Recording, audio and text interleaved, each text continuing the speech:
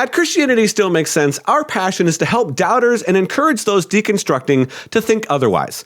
It's not surprising to hear stories of people in such situations describe how they can't get behind the ethics of Scripture, so in exchange for a crack at hedonism, many have ditched Christianity to join the cultural party of pleasure without boundaries. But do morals matter? Can we make sense of them? Is there a way to ethically live that is fulfilling and not stifling? Or is all this ethical talk of the Bible a pastime, a bad hangover from an age out of touch with today? Well, on today's episode, we are going to dig into the topic of ethics by developing a biblical approach to it.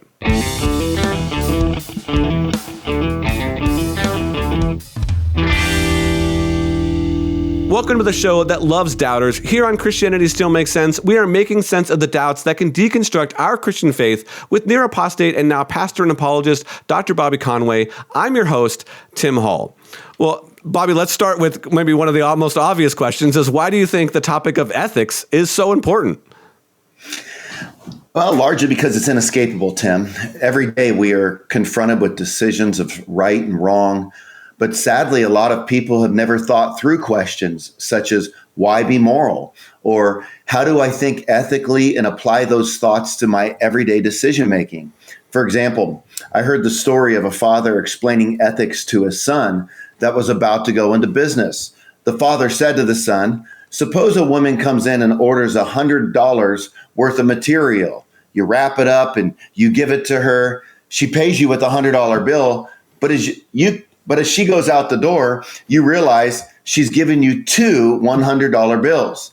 Now, here's where ethics comes in, the father said. Should you or should you not tell your partner?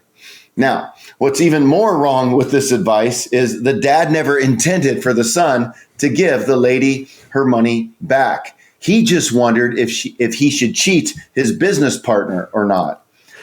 I came across an ethics test online where you could be scored for how ethical you are. I pulled one of the questions off to read to you. The question said, would you sell a story to the tabloids for $1 million knowing it would ruin the life of a celebrity? A, maybe, right? But only if I knew it was true. B, yeah, but only because I need the money. C, I do it in a heartbeat. D, are you kidding? For $1 million, I'd sell you my sister. Or E, no, that would be horrible. See, Tim, all of us must decide how we are to ethically construct our lives. Ethical decisions are inescapable. When a shady business deal comes your way and you can make a huge cash cow, do you have a biblical ethic for that moment?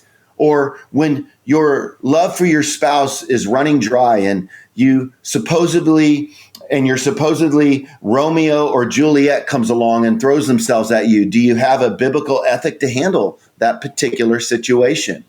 Or what about when the unexpected pregnancy comes at a very inconvenient time? Do you have a biblical ethic that will guide your decision? These type of ethical dilemmas happen often when we least expect it. During a casual business luncheon or in the quietness of our own home or on a business trip, while we're watching TV at the hospital in front of a CPA. On one side of the dilemma comes a temptation from Satan, but then on the other side comes the test from God. So when it comes to ethics, we have people who fit, Tim, in different camps. You have people who reject moral absolutes altogether in the name of relativism. Or you have people on the other side of the spectrum who shift from beyond morality and they go to legalism. And legalism, it sort of poses as morality, but it's a killjoy of even true freedoms. Well, okay, and I think that those are some great examples, and boy, I'd love to see the other questions on that ethical test, if that's an example. Yeah. But you've used the term several times, so maybe let's talk about the definition. For the sake of a definition, what is the study of ethics? Essentially, ethics can be boiled down to the study of what is right and wrong. The word ethics comes from the Greek word ethos, meaning a stall for horses or a place of stability and permanence. So that is what a good biblical ethic is supposed to provide, a sense of permanence to our life. It's to offer stability to a person. And I have found that at times some Christians don't have a problem knowing what's right and wrong. They just can't explain why they believe a certain issue is right and wrong. And this is where ethics or applied ethics can be very helpful. And here's what we're talking about, how ethics apply to various moral issues, Tim, like abortion, capital punishment, sexuality, transgenderism, artificial intelligence, euthanasia, creation care, various birth technologies, war, economy, marriage, and family, things like that.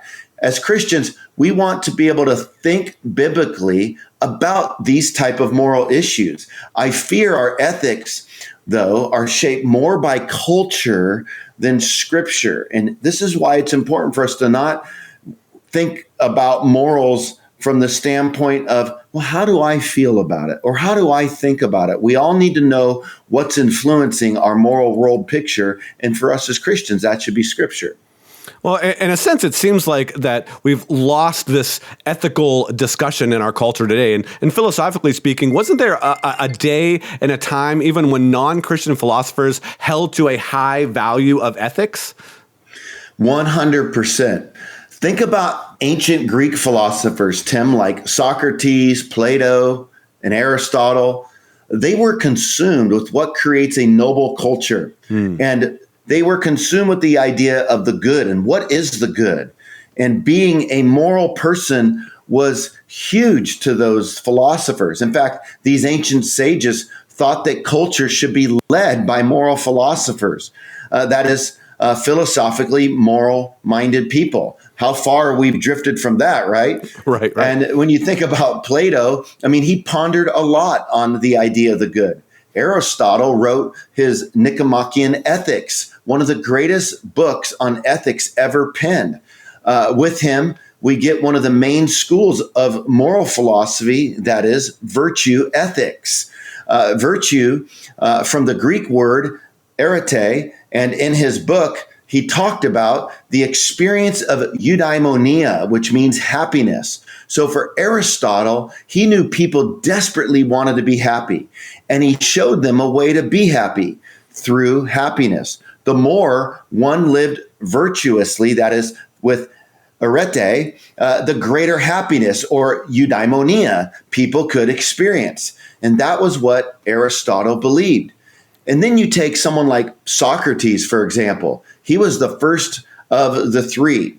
Socrates mentored Plato. Plato mentored Aristotle. And then Aristotle actually, he mentored Philip of Macedon's son, Alexander the Great. Now, obviously, it doesn't seem like Aristotle's ethics rubbed off too much on poor Alexander, but nevertheless, Aristotle cared about ethics. But back to Socrates.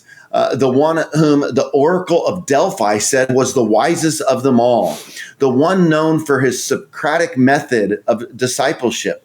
He was a noble man. In fact, Socrates was sentenced to death on account of tainting the youth with his false teachings and not bowing the knee to the Greek pantheon of gods.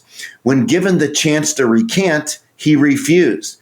And guess what, Tim? For keeping his character intact, which was his passion, and staying true to what he believed and what mattered most to him, he refused to recant. And so as a result, he drank strychnine and he died a martyr's death for refusing to compromise his integrity. That was Socrates, because morality mattered to him, because ethics had a place. But sadly, in most of today's institutions, philosophers have lost touch, in many ways explaining away morality, God, and even reality. Well, yeah, and so I'm going to make an appeal to our audience, but I do have some more questions for you. So I hope that you as the audience do the good thing and head on over to our YouTube channel and like this video, share it, and subscribe while you're there, because it really helps support the show. And I'd also like to ask, have you ever checked out our website, ChristianityStillMakesSense.com? There you will find links to all of our other shows. You'll be able to read what we believe as a ministry, and you'll be able to invite Bobby to speak at your event. And while you're there, there that we would hope that you would consider supporting us financially and jump on our support team to help shows like this continue. So, Bobby, do you think that someone has to believe in God's existence to be moral? This is one of the main questions that we see posted all over the place on our social media, other people's social media, on other YouTube videos. People get angry when they think that you imply that you have to believe in God to be moral. But is that really the case? Unpack this for us. No, and it's unfortunately a teaching that has been stretched to mean more than it can mean. And it's taking the doctrine of total depravity and basically saying that somebody is so totally depraved that they can't be moral until they're saved. But total depravity doesn't mean you're as bad as you can possibly be. It means you're as bad off as you can possibly be without God. Total depravity means that in a total way, that is to say that the fall messed us up in totality. That is, our rational faculties, our volitional faculties, our emotional faculties have all been affected and impacted by the fall. But that doesn't mean there's not some residue of goodness that can still exist in humanity, and that's because we are created in God's image. Morality has been stitched into our conscience. It's as if we come prepackaged with an innate sense of right and wrong. In fact, in Romans chapter 2, verses 14 and 15, Paul the Apostle helps us understand the power of conscience. He writes, when Gentiles who do not have the law by nature do what the law requires, they are a law to themselves, even though they do not have the law. They show that the work of the law is written on their hearts, while their conscience also bears witness, and their conflicting thoughts accuse or even excuse them. So now I know, some could perhaps be thinking, but wait, Bobby, there are those that act like this law doesn't exist. And there are a few cultures that do value traits like deception. Why is that? Well, there are those who live in such a way that they totally disregard their conscience, right? So that is true. But where does it say the law is written? On their hearts. And what does the Bible say about the heart? Jeremiah 17:9 says, the heart is deceitful and desperately wicked. So some people have deceived themselves into believing there is no such thing as right and wrong. We can't trust conscience alone because we as people can become deceived. It was the ancient philosopher Demosthenes who said, nothing is so easy as to deceive oneself. For what we wish, we readily believe. So we can talk ourselves into anything if we are not careful. No one will notice if I take $100 out of the register here and there, we might think. Or if I don't tell anyone about my affair with my secretary, it won't hurt anybody, we might rationalize. Or what's wrong with blasting the bong here and there, someone might think. Or so I told my boss I'm sick for a fun day. Who cares? Big deal. This deadening of the conscience, Tim, is hyperactive in our culture today. We rarely hear politicians and leaders talking about the importance of character and integrity. Our kids are being raised in a society that says little about virtue and character. It's a culture obsessed with hedonism, frankly, and sexuality. And the lack of ethics is very evident in our children's classrooms today. It was Abraham Lincoln who said, and I paraphrase, what is taught as philosophy in one generation will be the practice of the next. For example, consider Peter Singer, Tim, arguably the world's most famous bioethicist philosopher at Princeton University. In fact, he's so influential, the New York Times has said of Singer, no other living philosopher has had this kind of influence. The New Yorker called him the most influential philosopher alive. Marvin Olasky, the editor-in-chief for World Magazine, interviewed Singer some years ago about some of his ethics. Listen to this, Tim. Olasky says, what if two people make an agreement, Mr. Singer, that whoever lives longest can have sexual relations with the corpse of the person who dies first? Singer said, well, there's no moral problem with that. Alasky says, well, should people have sex with animals seen as willing participants? Singer responded, I would ask, what's holding you back from a more fulfilling relationship? But it's not wrong inherently in a moral sense. Alasky, what about parents conceiving and giving birth to a child specifically to kill him, to take his organs, and to transplant them into their ill older children? Singer replies, it's difficult to warn parents who can take such a detached view, but they're not doing anything really wrong in itself.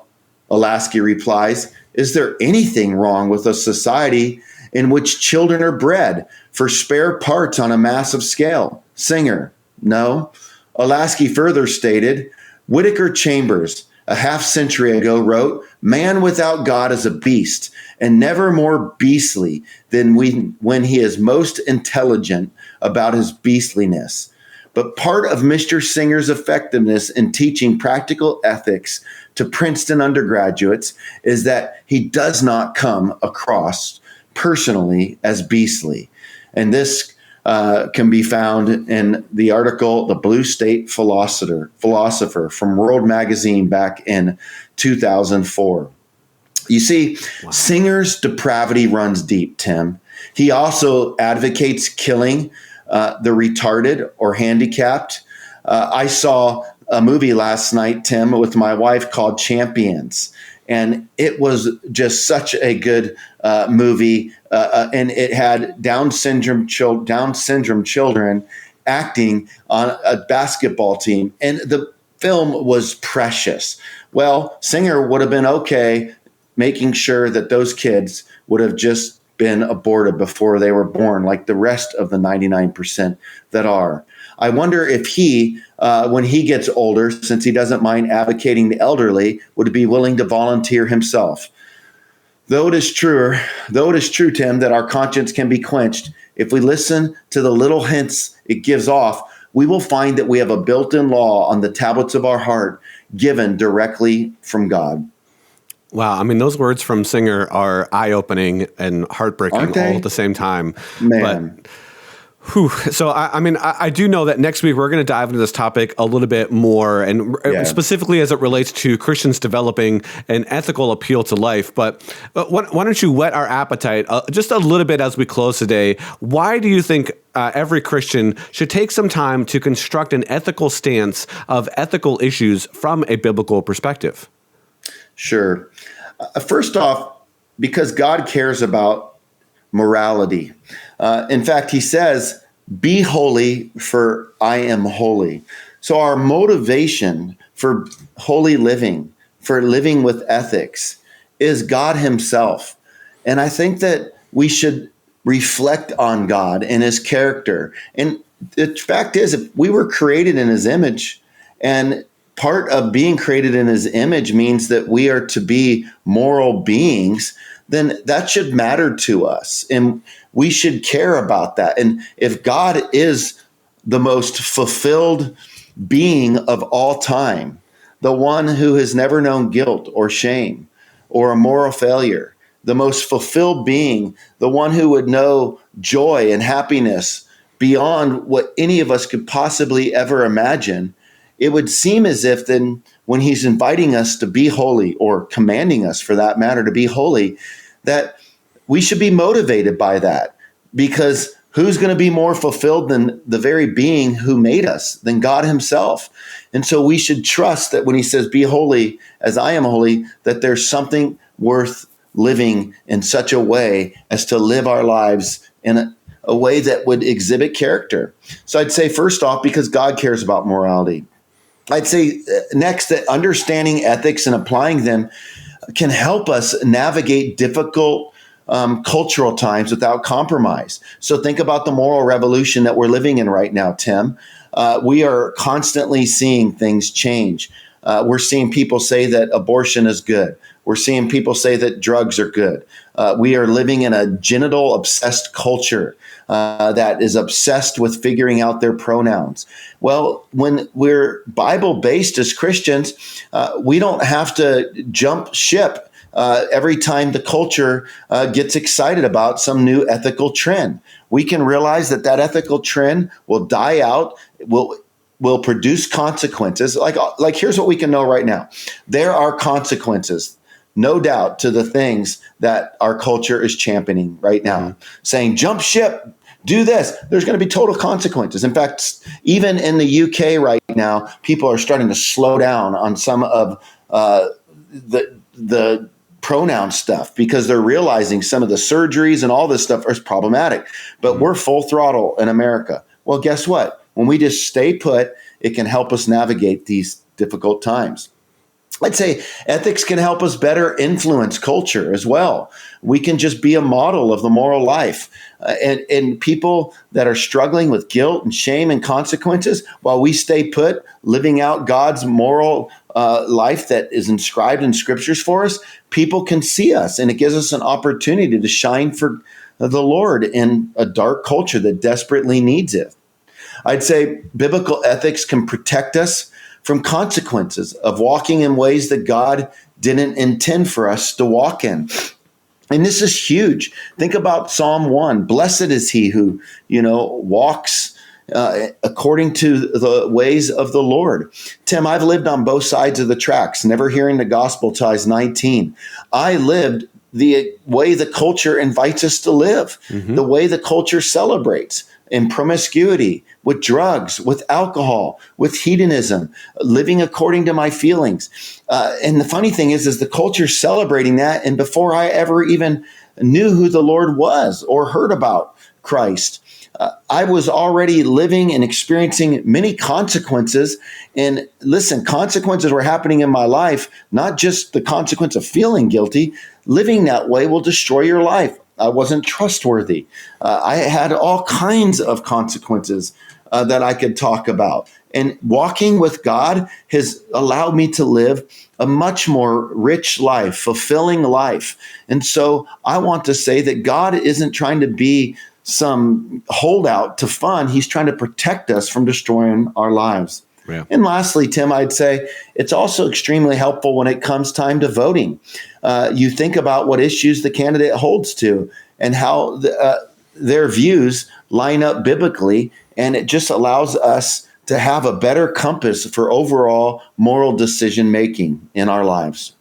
Well, and I know that we're going to talk a little bit more specifically about this in next week's show, so we would invite people to come back. Any final closing thoughts you want to leave our audience with?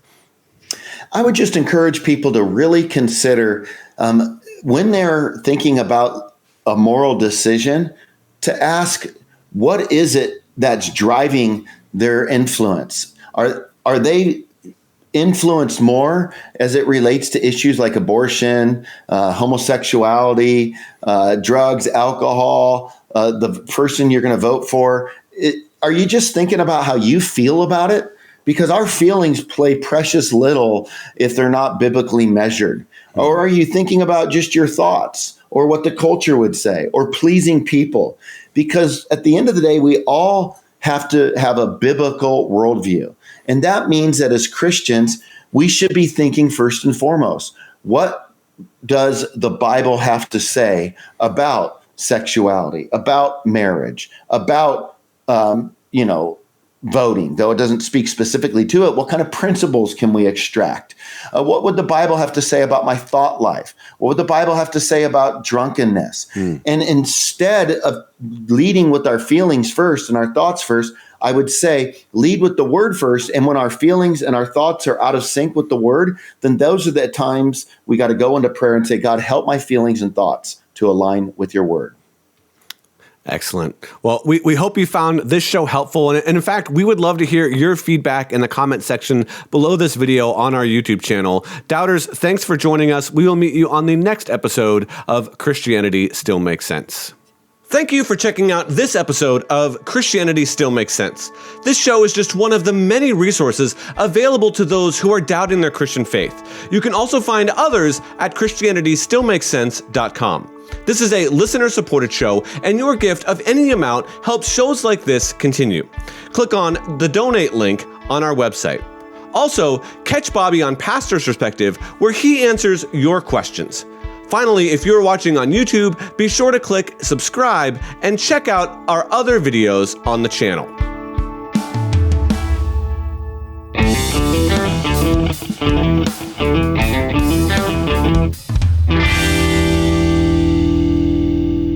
This show is sponsored by K-Wave and Calvary Chapel, Costa Mesa.